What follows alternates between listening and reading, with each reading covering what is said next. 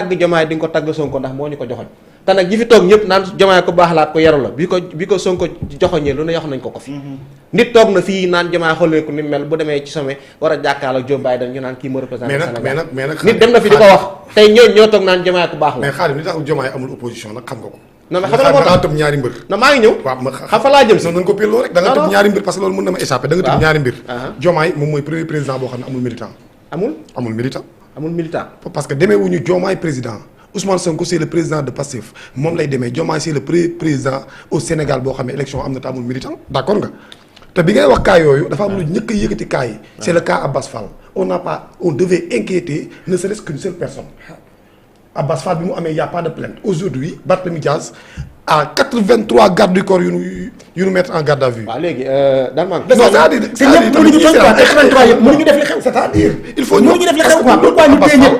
Abbas Fall il faut ñu wax ko quoi. waaw léegi mën naa laaj benn affaire. non ministre de l'intérieur dafa fayir. non d'accord dama Sonko wax na ko sax. l'état a fay li ma xanaa dégg leen ko. 41 le Sénégal a les moyens. te moom mu ngi ci biir 41 listes yi ñoom ci kanam lañ déposé.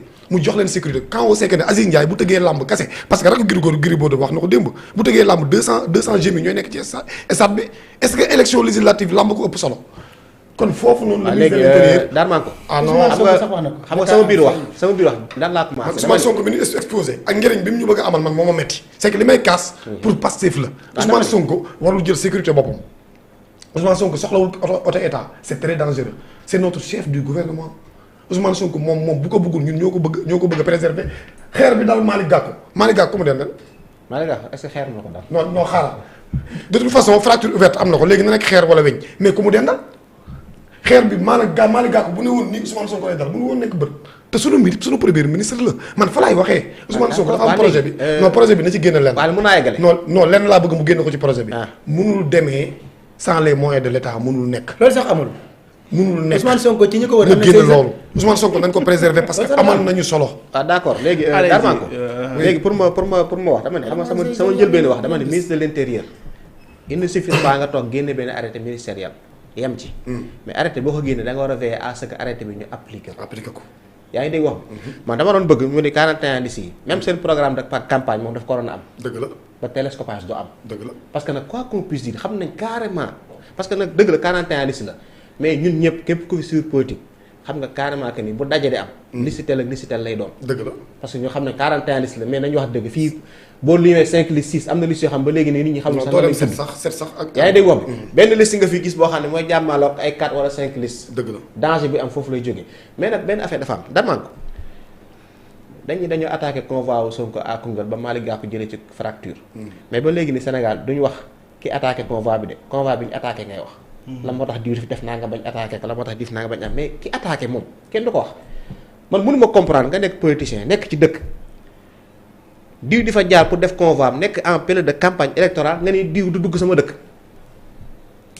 campagne présidentielle toogaleen fii ab la xewoon Kaffrine dañ ko fàtte am la taxaw def carrément ni dugg sama dëkk Farba Ngom toogal fi ci siège ni Sonko bis bi ñëw Matam na ma ko yëgal yow da ngaa moom Matam mais loolu nag ci wax parce que politicien mënut a toog na ma ko yëgal ma teeru ko politicien na ma ko yëgal daa bëri mais nag bu ñu bëggee waxtaan bi neex gis nga waxtaan wax dëgg ca la na ma ko yëgal Farba Ngom ba muy wax c'était pas pour accueillir Sonko tàllal ko ay loxo c'était pour bu ñëwee di dugg Matam la parce que dañ la ñu war a bàyyi naan dëkk sangam maa ko moom kenn du fi dugg fan la tegu de violence foofu la commencé ngay sénégalais muy sénégalais campagne jot mu ni damay jaar dëkk sangam seet sama militant waxtaan ak nit ñi nga ne ko dëkk sangam doo fa dugg ndax maa fa nekk boo fa nekkee dëgg waa ji bu fa jaaree dañoo xam ndax yaa fi nekk wala nekkoo fi loolu waxi politique la may dëkk bi yaa ngi dégg wax frontière amu fi loolu nag moo indi nit jël ay nervi ni diw mi ngi dugg ci dëkk bi kar leen ko ci buntu dëkk bi sànni ko ay xeer Kaffrine présidentielle noonu la demee woon yéen a ngi wax Koungheul mais Kaffrine bi gënoon a garaaw fuuf convoi Pastef ba mu dalee subir ay attaque du tay dëgg la à Darou Moussi également. Darou Moussi ñoom Cheikh Bara Ndiaye seen bakkeen dafa naroon a des parce que Modou Ndiaye Diagne Fada moo fa toog ni maa moom Darou Moussi kenn du fi dugg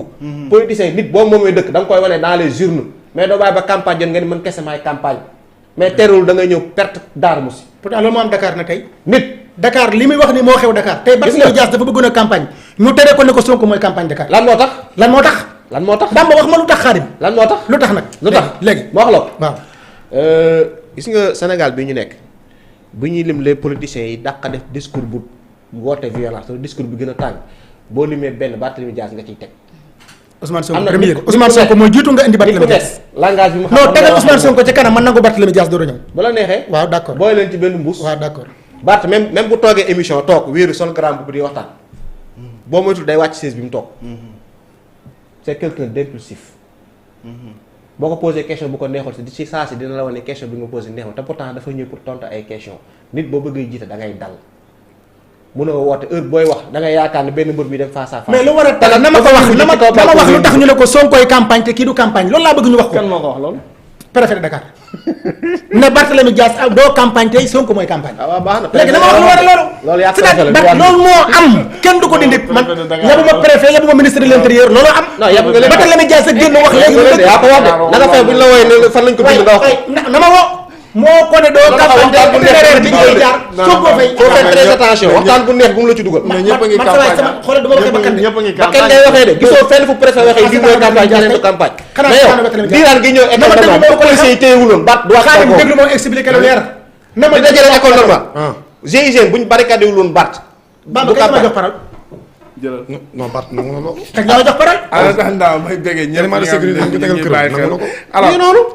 mais yow bu doon préfet dafa am fu mu far day bàyyi booy ak Bart seen léeg-léeg ba tey lañ ñëw téye ko sécuriser ko di nga wax booy bi ñu excès dañ leen a wàññi ni wàññeeku leen ok ñu wàññeeku kooku la ku la bëgg a xañ sa campagne dina la ko defaral donc fii rek clim bi upp la rek nga wax lu la neex d'accord léegi Khady Mandiang merci ñu ngi lay kontaane yéen ñiy suivre débat bi yëpp Fatou Seye suma xarit la Fatou Seye jërëjëf ca Amérique ñu ngi leen di kontaane bu baax a baax Ibrahima Mbow donc yéen ñi nekk ci commentaire yëpp Fat Fall Balago ñu débat ci idée toujours ci campagne bi moom campagne violence bi am ci mbedd mi nag du am ci plateau bi.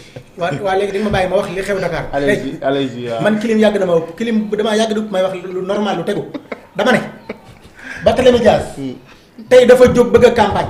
préfet ne ko doo campagne parce que fi ngay jaar Ousmane Sonko fay jaar. maa ko wax. en fait yow fan nga ku wax loolu. Barthélémy Dias a gën a def laay wax ñun ñëpp xam. parce que dafa bàyyi waxi Bart la quoi. man waxi Bart laa gën a gëm waxi Sonko. waaye foo ko teg. man loolu man loolu. foo ko teg moom li ngay wax man la intéressé. am nga ci droit. voilà loolu ngay bàyyi kon man dama xoolal Bart moo génn ñi koy seetaan mu ne. préfet moo wax ne képp ku bëgg campagne te Dakar da nga fi ngay jaar. Babacar Mbengue bi nga xam ne moo jiite liste Dakar bi sàmm sa kàddu wax ko préfet ne ko doo mën a campagne parce que fa Ousmane Sonko fay loolu moo tax Barthélémy Dias tey campagne ko moo tax campagne tey lu mu def te loolu ci loi ak article amul kenn ku ñu wax ne ko diw day dem fee doo fa dem loolu amu fi. Bart moo ko wax quoi. mais parce que xam na ne buñ dajee du yomb. mais comme surtout buñ dajee du yomb Barthélémy Dias wax may gis du audio de gaynde. Bart moo def live quoi. Bart gën def déclaration. daan ne wax na li tax tey du campagne fi mu gën a jaar ci Dakar préfet nee na ko doo fa jaar parce que Ousmane Sonko fay campagne. waaw mais maa ne kay fu mu ne moo ne amul dafa yëpp. mais attends Ngom. waaw préfet sànq da nga wax ne préfet dafa ne doo campagne. mais doo campagne fi nga waaw. non wax kay dafa leer mais préfet il a le droit mu organiser itinéraire yi Ousmane Sonko mënul jaar itinéraire bi Bart jaar fi. est-ce que dégg nga Bart barki dem ci guddi lan la wax. ah mi ngi Bamba ñaari Bamba pour information. Barthélémy Dias moo téye micro. mu ne ministre de l'intérieur nee na ma à part de maintenant. kuy defati caravane da mooy jox sa convoi man duma ko jox dara ndax Dakar kenn moomu ko loolu la wax. jotoo si itinéraire dañ parce que ci yoon bu demee ci article yi waay amul fenn fu ñuy waxee ne fii bu fa nit war a jaar waroo faa jaar yaa ko wax yaa ne kenn du nekk ci dëkk ne diw du fi jëm wax nga ko fi léegi bul weddi na génn yow yaa ko wax loolu fi ne Bart li mu wax yow jëlal def ko téere moom luy def ko téere xam nga man lan laa gëm bu la neexee xam nga man lan laa gëm xam nga lan laa gëm mooy nañu yemale doomu aadama yi c'est-à-dire fii Abdoulaye Wade dafay Abdou Diouf fi nekkoon jaar fi jàll Macky Sall Abdoulaye Wade ku ne jaar nga fi jàll ñoom Diomaye ak Sonko dañ fiy jaar jàll mais état dafay des nanu respecté loi article yi tax ñu ko doon bind blanc sur noir wala noir sur blanc mooy ñëpp gis ko ñëpp comprendre lii loi la buñ tolloo ci campagne kenn ku da nga am droit dem campagne li tax Ousmane Sonko mën a nekk Ndakaaru Bart mën a nekk Dakar ñu mën a daje Ndar keneen ak keneen daje Louga loolu war a tax ñu bàyyi leen Dakar mais Ngom nag attends gëm nga ne quand même préfet dafa am mission wu moo xam la préfet fa mu ko teg moom loola moom préfet mais damaa mës a gis lu mel noonu mais bul ko jàngatee noonu damaa mës a gis déedéet bul ko jàngatee waaw dafa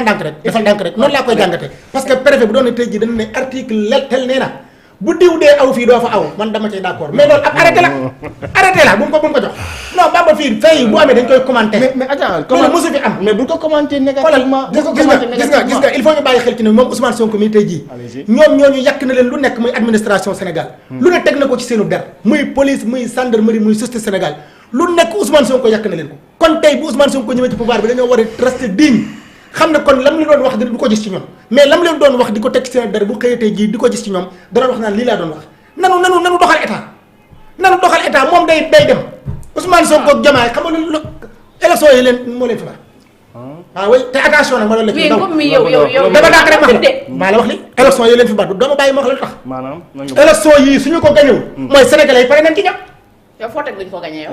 waaw léegi bàyyi ma ñëwaat nag. suñ ko gañee législatif nag. suñ ko gañee ñeneen ñi dañu pare ci ñoom législatif. sa bëgg-bëgg ngay wax de. bàyyi la ngam wax waay. législatif daa bàyyi kenn mu wax. législatif nag xam nga mënu ko fi bàyyi kenn mu wax ñu koy bàyyi mu wax. législatif garaaw dëgg ah. bëgg-bëgg la nekk wax mooy yi fi masala li muy naa fi laa guddi moom la nekk wax.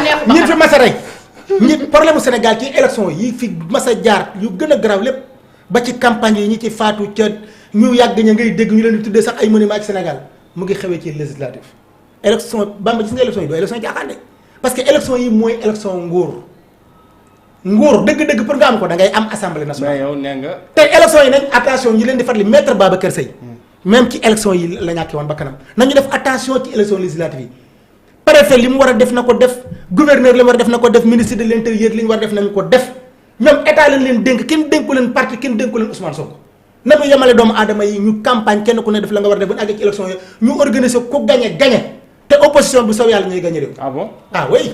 yow mais ngom nag. allez am na préfet li mu def. bon bu fekkee ni wax dëgg yàlla am na droit garantir sécurité ñëpp fii ci Ndakaaru parce que moo leen jiite. am na droit bu fekkee ne Sonko fii lay jaar mu ne Bart mënoo jaar fii jaaral beneen yoon normalement. Bamba man boobu ñaari gis-gis daa ci am.